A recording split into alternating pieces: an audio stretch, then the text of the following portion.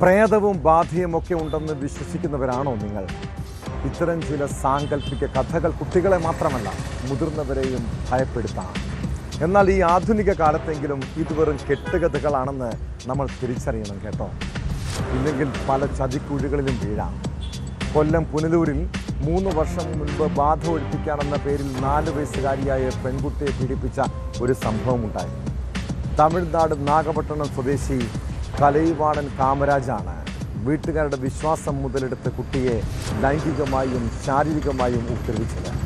ആ കേസിൽ പ്രതിക്ക് കോടതി ജീവപര്യന്തം തടവ് ശിക്ഷ വിധിച്ചു. പ്രതി 5 ലക്ഷം രൂപ പിഴയും അടയ്ക്കണമെന്നാണ് ഉത്തരവ്.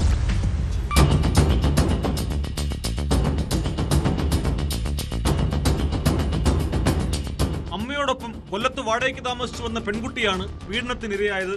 2023 മെയ്യിലായിരുന്നു സംഭവം. കുട്ടിയുടെ ദേഹത്ത് ബാധ കയറിയെന്ന് വിശ്വസിപ്പിച്ച് ലൈംഗികമായി ഉപദ്രവിക്കുകയും ബെൽറ്റ് കൊണ്ട് അടിക്കുകയും സിഗരറ്റ് കുറ്റി കൊണ്ട് നെഞ്ചത്തും കാലിലും പൊള്ളലേൽപ്പിക്കുകയും ചെയ്തെന്നാണ് കേസ്. പോക്സോ, IPC, ബാലനീതി നിയമങ്ങൾ പ്രകാരമാണ് പോലീസ് കേസെടുത്തത്.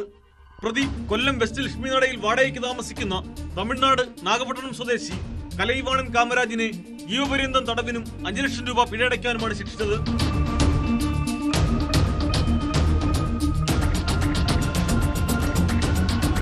പുനലൂർ ഫാസ്റ്റ് ട്രാക്ക് സ്പെഷ്യൽ കോടതി ജഡ്ജി അരവിന്ദ് ബി ഇടയോടിയാണ് ശിക്ഷ വിധിച്ചത്. പിഴയൊടുക്കാത്ത പക്ഷം പ്രതി 3 വർഷം കൂടി കഠിനതടവ് അനുഭവിക്കണം.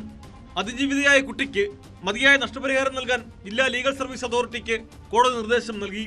കൊല്ലം വെസ്റ്റ് പോലീസ് സ്റ്റേഷനിലെ ഇൻസ്പെക്ടറായിരുന്ന ഷെഫീഖാണ് കേസന്വേഷണം നടത്തി കുറ്റപത്രം സമർപ്പിച്ചത്. SI സരിത, ASI ജയകുമാരി എന്നിവർ നടപടികൾ ഏകോപിപ്പിച്ചു. പ്രോസിക്യൂഷനു വേണ്ടി special public prosecutor KP Ajith കോടതിയിൽ ഹാജരായി.